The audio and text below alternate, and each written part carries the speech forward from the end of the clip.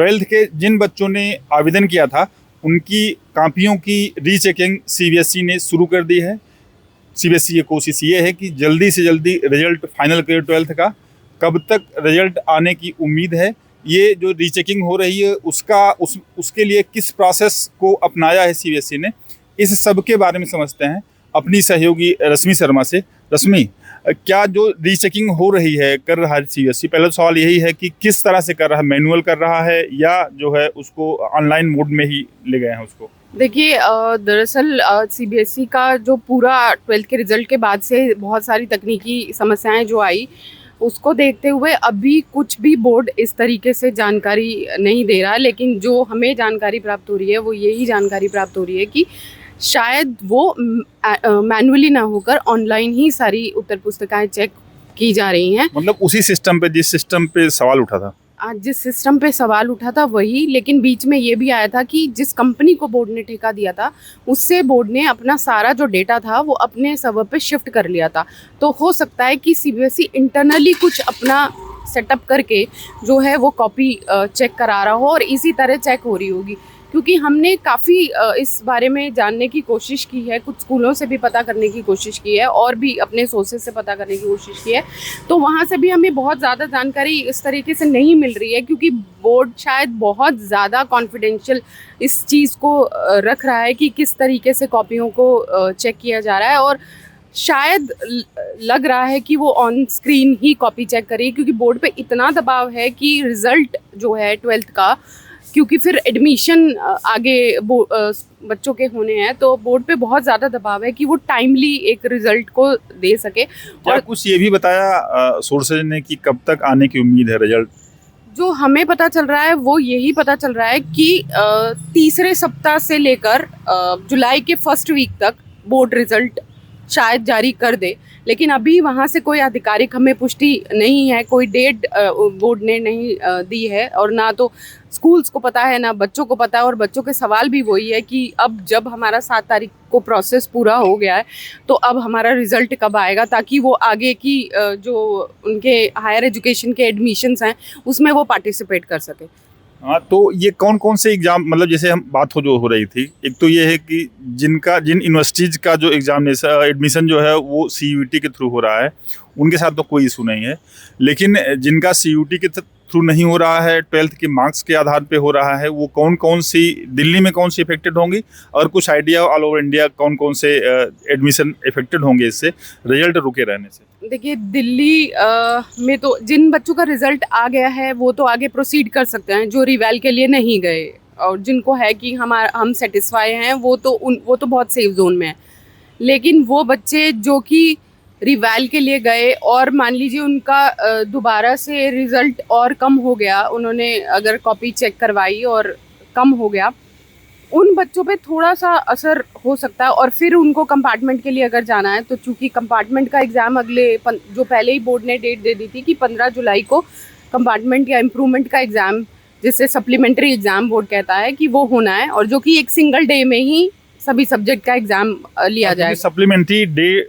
Examination की बात कर रही हो, तो क्या जो ये प्रोसेस लंबा खींच रहा है सीबीएसई का पुनर्मूल्यांकन का स्पेशली,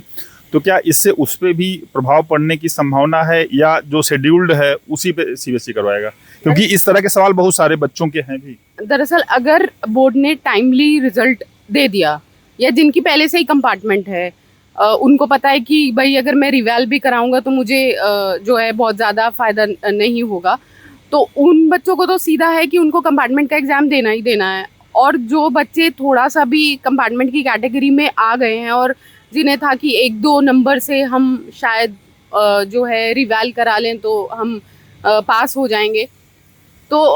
कंपार्टमेंट का तो ज़्यादा नहीं लग रहा है कि डेट उस तरीके से चेंज हो सकती है। अगर बोर्ड ने टाइमली रिजल्ट दे दिया, मतलब इस महीने तक भी आ गया या जुलाई के फर्स्ट वीक तक भी आ गया, तो मुझे नहीं लगता कि उस डेट को बोर्ड को चेंज करना है, क्योंकि अभी लगभग 1 महीना बाकी है एग्ज़ाम होने में। लेकिन अगर डिले होता है, ये जो पुनर्मूल्यांकन का जो रिजल्ट आना है उसमें देरी होती है, तो ये गुंजाइश बनती है कि उसको भी आगे करना पड़े। हाँ, अगर हुआ तो शायद बोर्ड सोच सकता है कि उसको किस तरीके से करे, क्योंकि बोर्ड के पास 3 अभी मेजर जो चीज़ें हैं वो ट्वेल्थ का रिवाल का रिजल्ट निकालना, कंपार्टमेंट का एग्ज़ाम कराना और फिर 10th बोर्ड सेकंड बोर्ड के एग्ज़ाम का रिजल्ट देना। ये 3 मेजर चीज़ें अभी बोर्ड के पास हैं जो कि उन्हें इसी जो है में 1 से महीने में पूरी करनी है। तो वो बहुत बड़ी चुनौती है बोर्ड के पास, बहुत ज़्यादा। शायद इसीलिए अधिकारी भी बात करने से बच रहे हैं कि उनके पास शायद बताने के लिए कुछ नहीं है या कॉन्फिडेंशियल रखना चाह रहे हैं। तो इस बारे में तो अभी फिलहाल कुछ इस तरह। ये तो रही प्रोसेस की बात, जिस प्रोसेस को ऑन कर दिया सीबीएसई ने। लेकिन जो बच्चों के सवाल अभी भी बने हुए हैं, जैसे आज भी हम देख रहे थे, सोशल मीडिया पे भी देख रहे थे, हमारे जो पुराने परसों नरसों के जो वीडियो गए हैं इस इंफॉर्मेशन देने के लिए पॉइंट ऑफ व्यू से, उसके कमेंट बॉक्स में भी देख रहे थे। तो बहुत सारे बच्चों के इस तरह के सवाल हैं कि हमारा जो वो है, हमने आवेदन कर दिया, उसके बाद वो प्रोसेस ही नहीं हो रहा है, वेटिंग दिखा रहा है, एक चीज़। और दूसरा ये कि बहुत सारे बच्चे ये भी कह रहे हैं कि उनका प्रोसेस हो भी नहीं पाया। क्या उनके लिए भी कुछ बोर्ड की तरफ से इंफॉर्मेशन है कि कुछ कर सकता है ऐसे बच्चों के लिए? नहीं, देखिए, जो हम संख्या बड़ी है, जो हम देख रहे हैं उसमें तो नहीं लग रहा कि बोर्ड ऐसा कुछ करेगा। लेकिन बच्चे चूंकि सोशल मीडिया पर डाल रहे हैं और बोर्ड अलग से उस पर कोई संज्ञान ले तो वो अलग से बात है, या उनको इंटरनली या कॉन्फिडेंशियली कुछ बताया गया हो। अदरवाइज़ यही है कि हम जो देख रहे हैं कि कुछ बच्चों ने लिखा हुआ था कि उन्होंने 2 तारीख या 3 तारीख को अप्लाई किया था और आज 11 तारीख हो गई, और उसके बाद से जो है उनके जो स्टेटस पे है कोई चीज़ मेंशन नहीं हुई है। ना तो उनको उत्तर पुस्तिका का जो स्कैन कॉपी जो पहले मिल गया था वो भी डिले मिला था, और उसके बाद उन्होंने अब उसके लिए रिवैल के लिए अप्लाई किया। तो वो जहाँ उनका सिस्टम अटका था वो वहीं पे कम्युनिकेशन नहीं है, नहीं, कोई ऑफिशियल कम्युनिकेशन नहीं है, जो कि वो जो ट्विटर्स पे डाल रहे हैं कि इस तरह का कि हमने 2 या 3 तारीख को, जब ज़्यादा जिस टाइम पे ज़्यादा प्रॉब्लम थी, कि उस दिन हमने अप्लाई किया था और तब से अब तक जो है हमारा कोई वो नहीं हुआ। और अच्छा, दर्शकों को की समझ बढ़ाने के लिए क्या ये होता है, सीबीएसई इस तरह करता है कि जिसका आवेदन एक्सेप्ट कर लिया उसको इन्फॉर्म करता है कि तुम्हारा प्रोसेस ऑन कर रहे हैं? दरअसल होता तो है ऐसा कि अगर बोर्ड के संज्ञान में कोई चीज़ आई और कंप्लेंट गई, क्योंकि बार बार बोर्ड इस पूरे घटनाक्रम के बाद बार बार बोर्ड ये बोल रहा है कि हम छात्र हित में ही काम कर रहे हैं। तो अगर कहीं पे भी ऐसा कोई स्टूडेंट रहा होगा जो प्रोसेस सिस्टम में एंट्री करके किसी भी टाइम कहीं एक चरण पे पहुंचा होगा, तो बोर्ड ज़रूर चाहेगा कि कम से कम उसका जो है रिस्पॉन्स करें या उसको सिस्टम में डालकर उसको आगे बढ़ाएं। तो कहीं ऐसा तो नहीं जो बच्चे ये कह रहे हैं कि हमने 2-3 को आवेदन कर दिया था, 3-4 में आवेदन कर दिया था, उसके बाद भी बोर्ड से कोई रिस्पांस नहीं आया, तो कहीं ऐसा तो नहीं जो सिस्टमिक ग्लिचेस थे उसमें फंस गया उसका आवेदन? हो भी सकता है कि ऐसा हो। दरअसल ऐसा भी आता है कि कई बार बच्चे भी जो है सोचते हैं कि फला का नहीं हुआ तो हमारा भी हो सकता है। तो हो सकता है कि बच्चे ने ही किसी स्टेप पर कोई गलती की हो जिस वजह से उसका प्रोसेस आगे ही ना बढ़ा हो, तो वो भी शायद एक कारण हो सकता है कि वो तो एरर दिखाएगा ना सिस्टम। नहीं, एरर नहीं, वो हैंग हो रहा है, क्योंकि वो बोर्ड पहले भी बता चुका था कि उसके जो पोर्टल पे बाहर से बहुत हिट्स किए जा रहे थे, जिस वजह से बीच बीच में वो बंद हो रहा था या बोर्ड को बंद करना पड़ रहा था ताकि बच्चों का डेटा किसी तरीके से लीक ना हो जाए। तो वो चक्कर में हो सकता है कि वो उस टाइम पर हुआ हो, तो वो कहीं पे बोर्ड के पास वो चीज़ आगे बढ़ी ना हो और वो एक स्टेप पर जाकर रुक गया हो। ये भी संभावना है कि बोर्ड हो सकता है कि कुछ अपने लेवल पे सॉर्ट आउट करने की कोशिश हो सकता है कि बोर्ड को, हाँ, हो सकता है कि बोर्ड अपने लेवल पर कुछ करे और बाद में स्टूडेंट्स को पता चले कि या पर्सनल मेल के थ्रू या उनके जो है अकाउंट पर ही आ जाए जहाँ से उन्होंने आवेदन किया था कि आपका रिजल्ट ये है या ये है। तो ऐसा हो भी सकता है और नहीं भी, लेकिन क्योंकि हमारे पास किसी अधिकारी से कोई बातचीत नहीं है, क्योंकि वो बताने से जो भी हमें जानकारी मिल रही है वो सोर्सेज के अकॉर्डिंगली मिल रही है, तो इसलिए किसी भी तरह की पुष्टि तो हम नहीं कर सकते कि बोर्ड उस तरीके की चीज़ों को लेगा या नहीं लेगा। और जहाँ तक रही बच्चों के एडमिशन की बात, तो दिल्ली जो हायर एजुकेशन में जाना है, तो दिल्ली में जो सेंट्रल यूनिवर्सिटी हैं जैसे JNU, जामिया, DU, वो यूनिवर्सिटी CUT के ज़रिए एडमिशन बच्चों को देती है। तो उन बच्चों के रिज़ल्ट पर तो असर मतलब एडमिशन पे असर नहीं पड़ेगा, लेकिन जहाँ बच्चे का थोड़ा बहुत ये फंसेगा कि टाई ब्रेकिंग हो गया, मान लीजिए सीयूटी का उसका स्कोर ही बिल्कुल बराबर है कुछ बच्चों का और सीट एक है,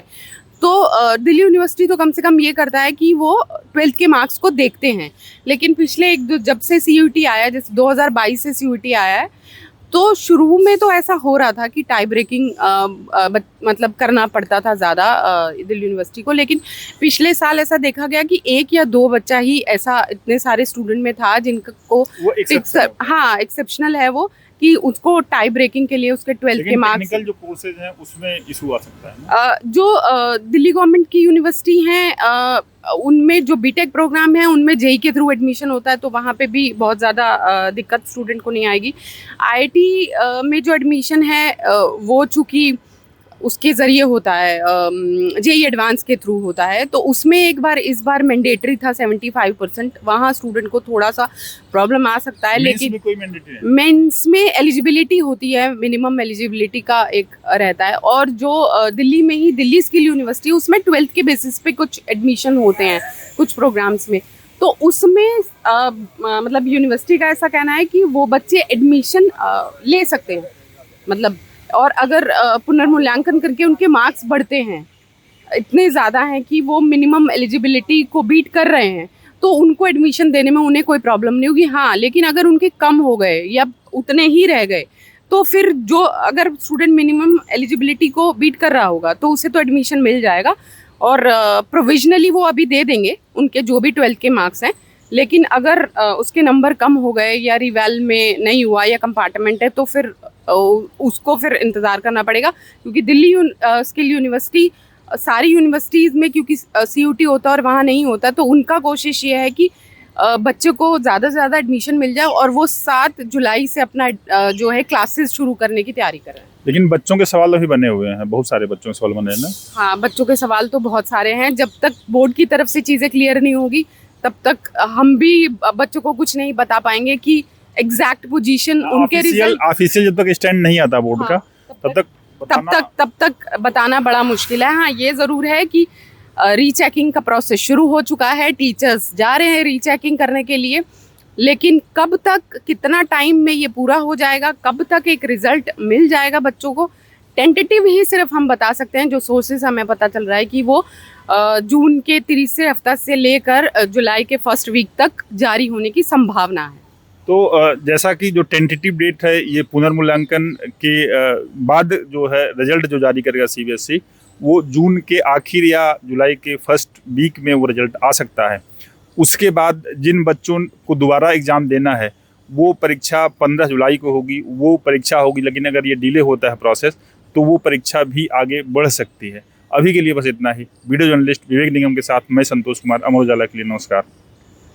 आपके राज्य की खबरें, आपके शहर की खबरें सबसे पहले जानने के लिए देखते रहें अमर उजाला। चैनल को सब्सक्राइब जरूर कर लें और पाएं हर अपडेट।